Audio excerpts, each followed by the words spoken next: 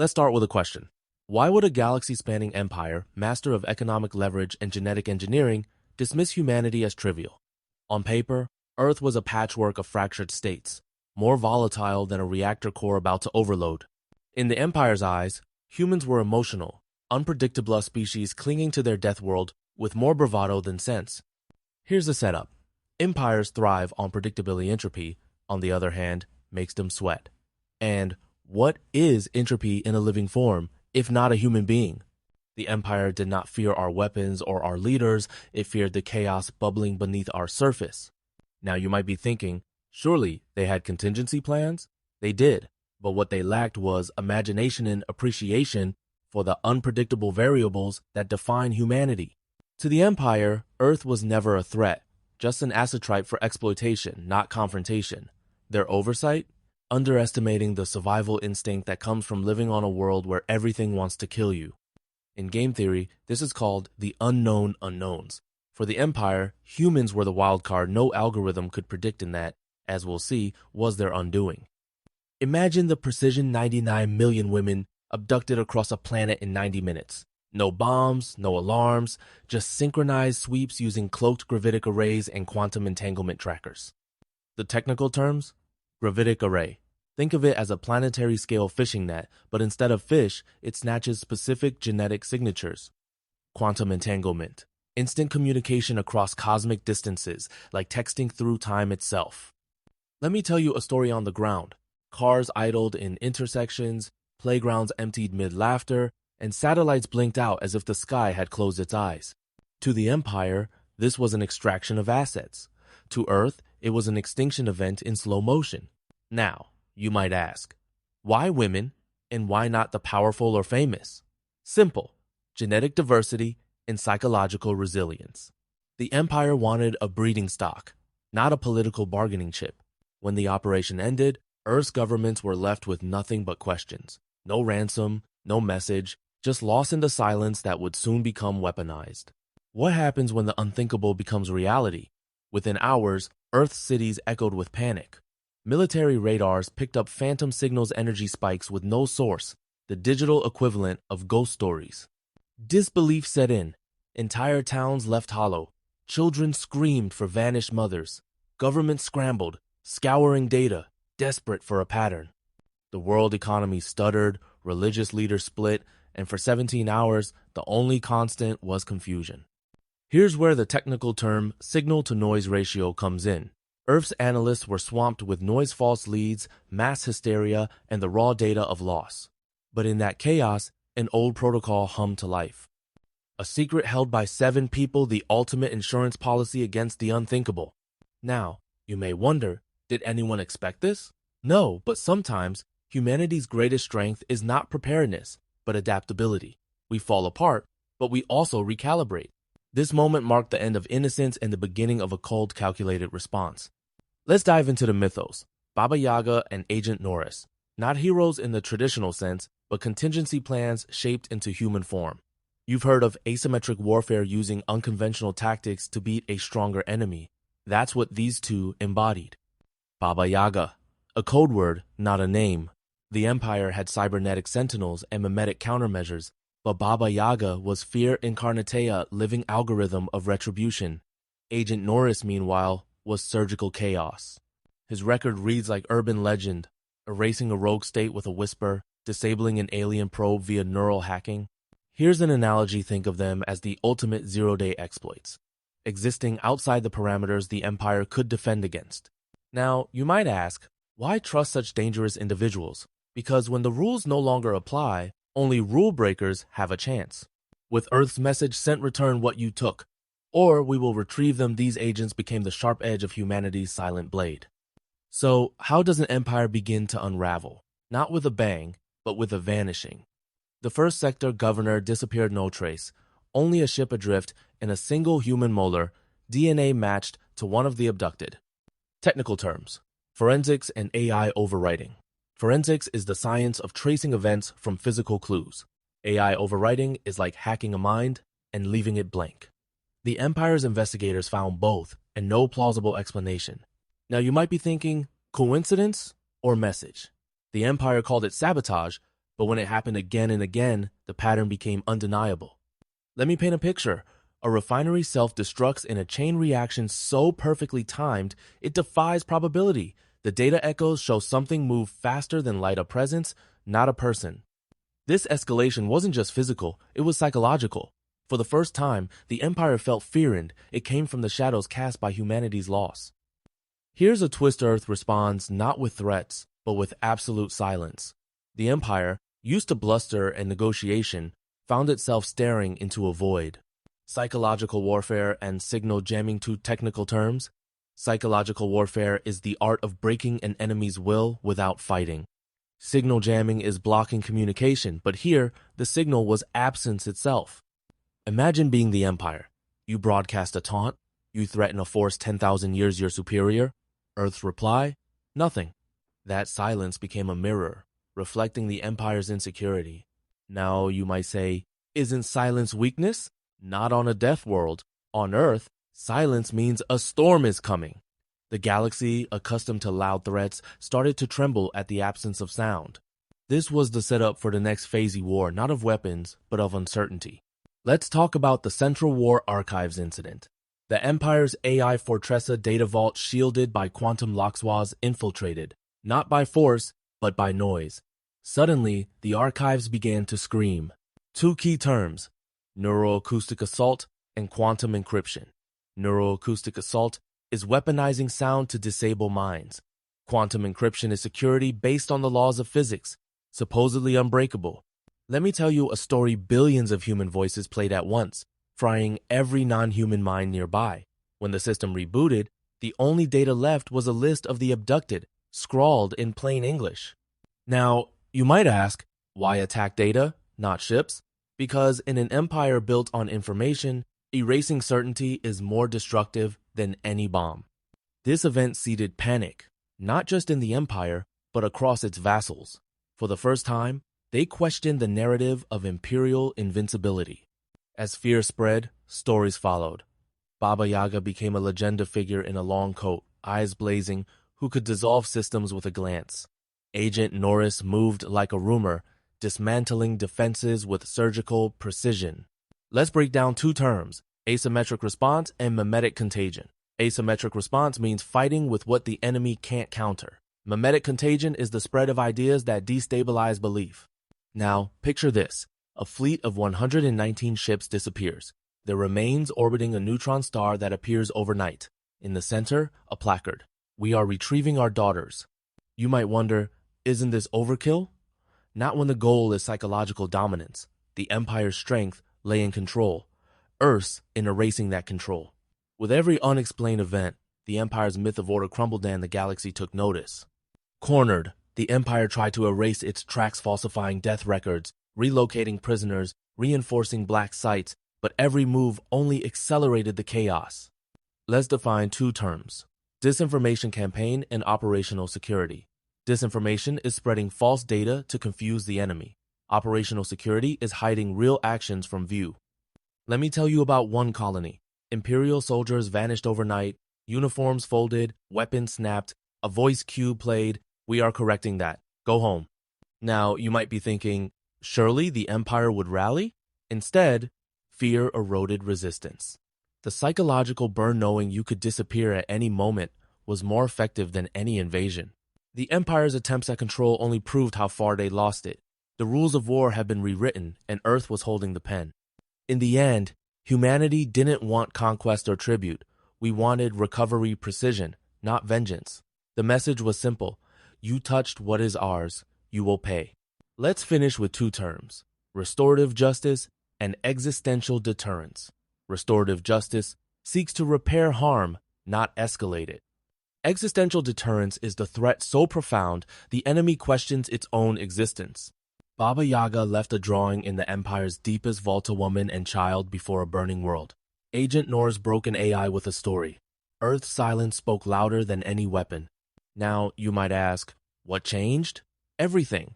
The galaxy learned that unpredictability is not a weakness, it's a power. Earth was no longer a resource, but a warning. So, next time you hear silence from a death world, remember, it's not surrender, it's the sound of history being rewritten, not by words, but by will. Picture this. The Galactic Empire, rulers of 1,000 stars, convenes an emergency session. Why?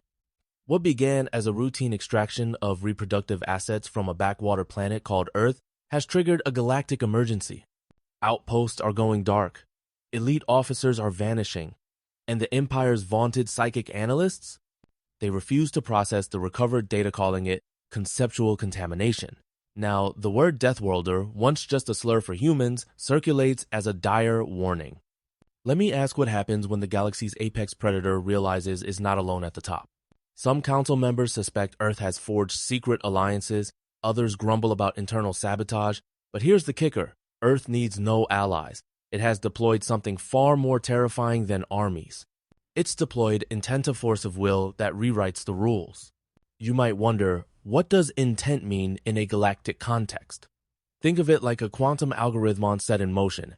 It doesn't just act. It changes the landscape, the probabilities, the outcomes. The Empire is learning.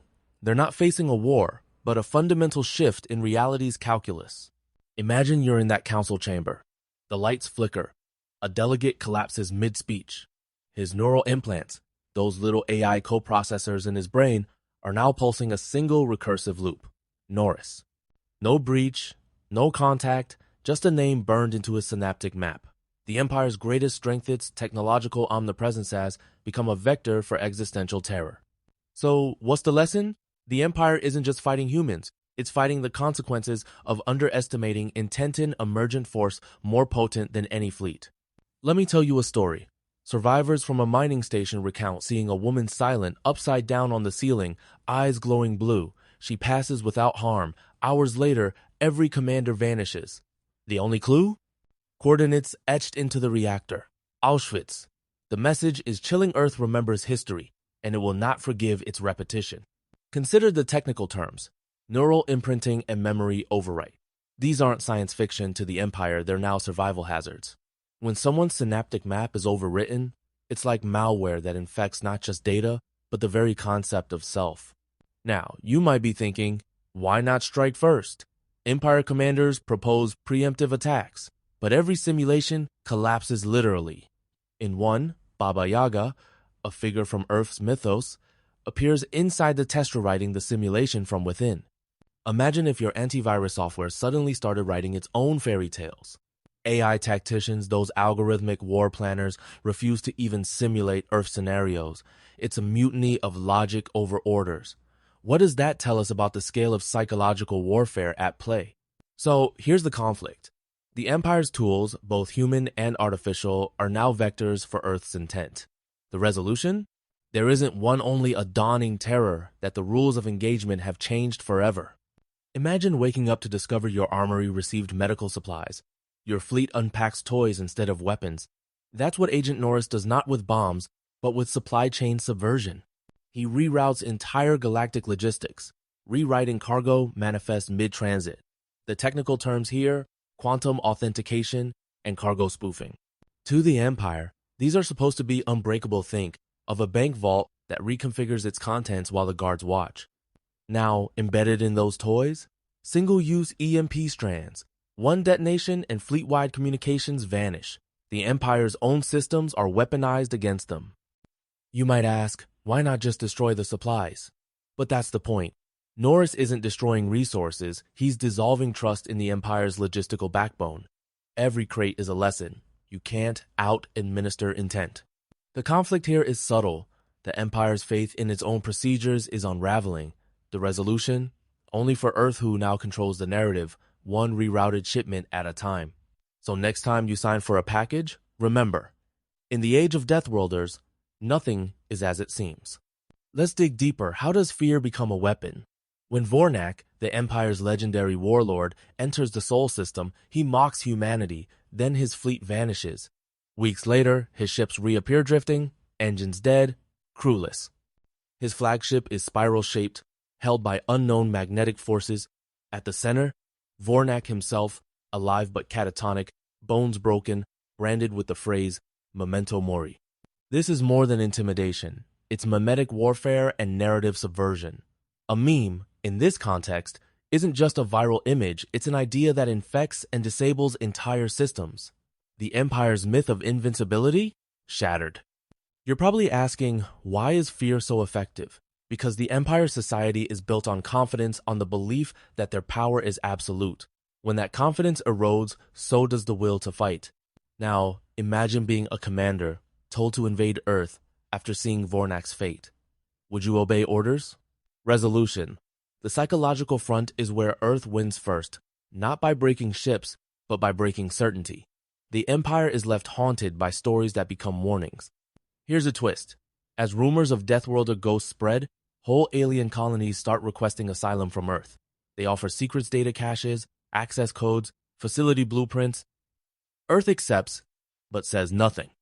This is information asymmetry and soft power in action. When the oppressed turn to the former victim for protection, you know the regime has lost its grip. It's like a dam cracking from within. You might ask, why doesn't Earth respond? Because silence is its own form of pressure. The Empire's own people now undermine it from within, trading loyalty for survival. The conflict? Empire authority versus civilian desperation. The resolution? The Empire loses both moral legitimacy and operational control. Let me ask, what would you do if the only safe haven was the world your government tried to conquer? Consider this. A logistics station installs new communications nodes, only to find every system rebooting with a new protocol broadcasting the names, images, and DNA of all 99 million abductees. Every hour, the list updates, deleting recovered names. This is data-driven psychological warfare using two key tools, biometric indexing and recursive broadcasting. Imagine a social media feed that never lets you forget your crimes. Now you might be thinking, how does a list cause a mutiny? When the truth is inescapable, guilt becomes weaponized. Half the staff commits suicide. The rest attempt surrender to a planet that remains silent. Conflict. The Empire's reliance on information control is used against it. Resolution. Earth wins by making forgetting impossible. So, next time you delete an email, remember some data is designed to haunt you. The Empire's analysts call it asymmetric annihilation. Not war, but removal. Ships designed to survive black holes fail against psychological pressure veterans break down after hearing whispers they can't locate. Let's clarify two terms, existential threat and identity erasure. An existential threat isn't just about loss of life, it's about loss of meaning.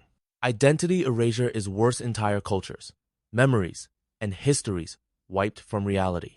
You might think, how can a whisper defeat a warship?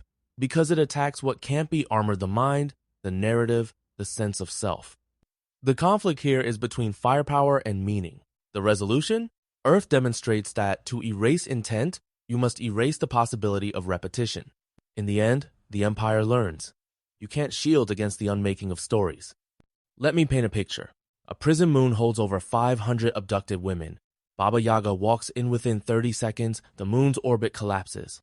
Escape pods are recovered, each with one human, unharmed, no guards. Internal logs show guards begging to be taken instead and being refused. This is precision intervention. Two concepts, orbital destabilization and psychological precedence. Baba Yaga doesn't just break defenses, she unmakes the very logic of captivity. You might wonder, why refuse the guards? Because Earth's message is clear. You can't substitute guilt for innocence. Conflict. Who deserves mercy? Resolution. Earth's agents show mercy only to the innocent, setting a precedent the Empire cannot match. In this new order, even the act of rescue is a lesson in justice. Desperate, the Empire tries to regain control, but 3 internal planets suffer a viral collapse of language. Their citizens forget how to speak, every word becomes static. Is it a disease, a weapon, or something stranger? This is mimetic virology weaponizing concepts as contagion and linguistic degradation, where even thought becomes fragmented noise. Now you might ask, how can language be attacked? Like a software bug corrupting not just words, but the ability to form meaning. When medical ships arrive, they're found sealed. The help they sought is now their prison. Conflict. The Empire's tools language. Medicina now turn against them. Resolution. Earth's silence is more deadly than any broadcast. So next time you say sticks and stones, remember sometimes words are the battlefield. Let's talk about historical erasure. Baba Yaga breaches the Empire's greatest vault, leaves only a child's scream audio from an abducted baby. Agent Norris erases the names of 27 planetary leaders from every database. Statues melt, memories collapse. This is ontological warfare, the attack on existence itself, and timeline defragmentation, where continuity is not just altered, but deleted. You're probably thinking, can people really be erased? In a society built on digital records and collective memory, yes. Without records, even the idea of a person can vanish. Conflict, the Empire's reliance on legacy. Resolution, Earth demonstrates that power means nothing if you can't remember who you are. So next time you back up your files, ask yourself what's left when the backup is gone. Here's the heart of the matter. The Empire expects demands tribute, apology, negotiation, but Earth is silent. It's only communication. We have recovered 79 million. 20 remain. Do not interfere. This is paradigm shift and sacred boundary enforcement. Earth isn't seeking justice, it's enforcing comprehension. The lesson? When you violate the sacred, you don't get to choose the price. Now, you might be wondering, why not accept a truce? Because for Earth, understanding is the only acceptable outcome. Not peace, not power, just the certainty that humanity is not prey. Conflict, the Empire's belief in negotiation, resolution. Earth's refusal to bargain transforms the nature of consequence. So as we close, remember, sometimes the most powerful message is the one left unsaid. The galaxy now understands Deathworlders do not negotiate for the return of their own. They didn't expect Earth to win. They expected Earth to break. In every recorded instance of a lesser civilization confronting the Galactic Empire, capitulation was swift. The appearance of resistance was usually followed by exhaustion, then by submission. Earth, however, did not exhaust. It did not submit. It escalated with such surgical brutality that the Empire lost the ability to measure the threat. And then suddenly it stopped. The war machines fell silent. No further installations were breached. No more officers disappeared. No more nightmares. Just stillness. Galaxy-wide. Weeks passed. The Empire dared to hope. Maybe the humans had finished. Maybe the rage had been spent. Then came the return. Recovery operations from formerly classified regions of the Empire began yielding results. Human women, alive, unharmed, and mentally intact, were emerging from facilities thought impenetrable. No demands, no media broadcasts, no political interference. They were simply returned. Some appeared inside diplomatic shuttles without records of transport. Others emerged from cryo bays with their Earth-issued ID tags restored. They remembered the pain, the cages, the sedation, but they also remembered being lifted out by hands they couldn't describe. Silent figures that made entire planets tremble, but treated them like glass. With every recovery, Earth's silence grew heavier. The galaxy braced for judgment. But Earth's revenge wasn't spectacle. It was precision, quiet, sharp, and absolute. Then they came for the last 20. These were the ones held deepest, furthest from reach, buried within quantum-sealed cores of rogue planets and ancient war stations. The Empire considered them untouchable. Only 5 people knew their exact coordinates. All 5 disappeared the same day. Their minds were not extracted. Their memories were not stolen. They simply ceased. 18 of the 20 were recovered within a day. The final 2 were held aboard a moving fortress. The Arcana Citadel, a mobile moon designed as an Imperial contingency bastion. It was cloaked, shifting across gravity wells, embedded in probability warping fields. It had no entry point. Its own crew didn't know the full layout. The Citadel went offline. No signals. No debris. It simply vanished. 3 days later, it reappeared in low orbit over Earth. Power down. Open. The final 2 women walked out unharmed, guided by a man whose face never resolved on camera. They carried no scars.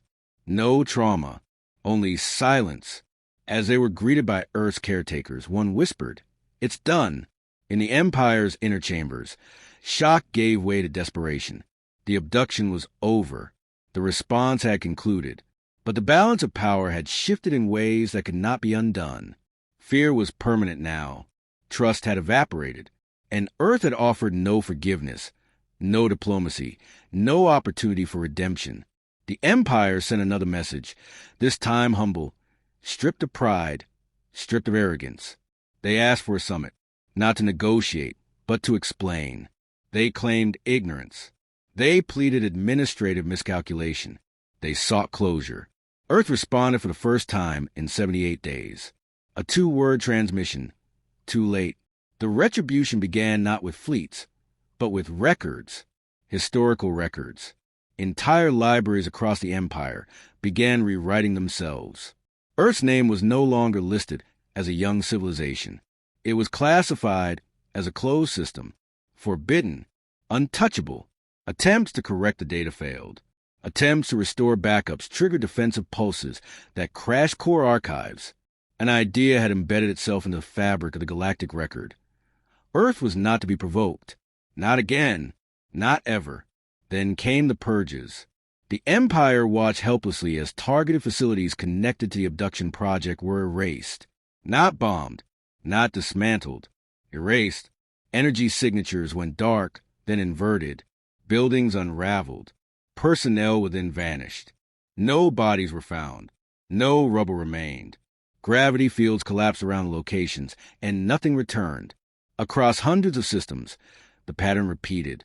Structures, vessels, and intelligence cores linked to the operation disappeared at a rate of 1 per 6 minutes. Planetary governors turned themselves into Earth's embassies. They confessed. They offered reparations.